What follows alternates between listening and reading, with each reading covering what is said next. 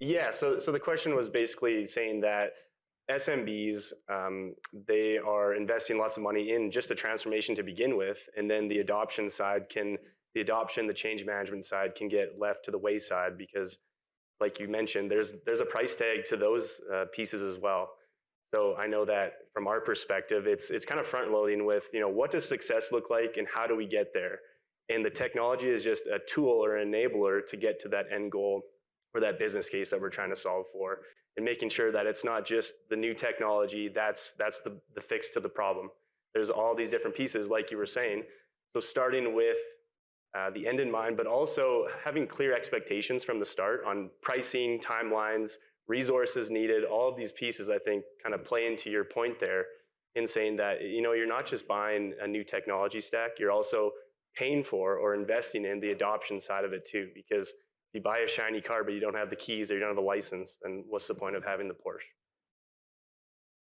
And really that training and that support conversation should really be starting right when you come up with your strategy. We find that organizations say, okay, well, we'll start talking about training as we get into the implementation, as we start to uh, run down that path of where we are now and when we discover when go live is going to be. That needs to start at the beginning. You need to be putting the tools in place or putting the individuals in place to start to build up that training plan and build up those tools. And really, when you get to the point where you're going to be doing end user testing and training, you need to have a really solid foundation in place moving forward, because if you don't, you're way behind the eight ball, and you're going to have the technology, but you're not going to have individuals that know. But yeah, we really find you've heard this phrase so many times. Everyone has their day job. Everyone has before the engagement was even a forethought. Everyone has 8 to 5 that they need to fill in their responsibilities. You traditionally will involve in these engagements the people that know the best, the leaders of the different functions, the subject matter experts, the functional leads. So what we find is the biggest challenge, and one of the biggest ways to overcome it that we've seen clients have a lot of success with, is finding those subject matter experts and those leaders for the engagement and figuring out what part of their schedule we can start to whittle time away. And can you find an entry level? Can you find an intern? And can you find someone that you can bring in that will support them with part of their job, free up 2 to 3 hours a day of their job? And there's twofold benefits to that. And it is not only bringing in a new resource at a lower cost, but it's bringing in someone that's going to be very familiar, not only with the organization, but the implementation and the technology you're implementing. So as you start to free up the individual's time who's going to be working more on the engagement, they're working side by side with either that intern or that entry level individual, and that person will eventually move into the role that's going to be not only supporting the function, but supporting the technology as well. We've had organizations that have done this really, really well, and it's just been we're even going to write a white paper about it, because it's been such a great model of not only a benefit to the engagement, and to the implementation, but to the organization as well, because now you have someone that's really well versed on not only the technology but the organization.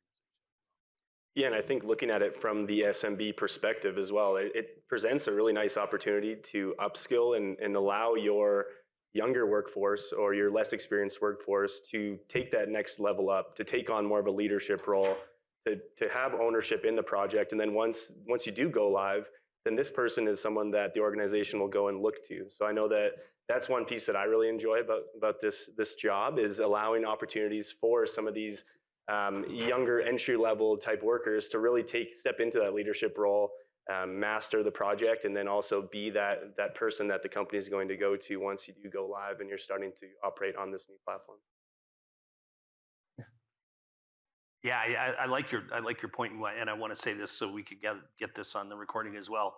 The future state, the current state, the future state, and the transition state. And I think what you're asking, if I can, tell me if I'm not paraphrasing this correctly, but how do you address that transition state, and how are you going to keep the organization flowing, and how are you going to keep it operating when you're in the middle, and how do you define those different states and what the needs are.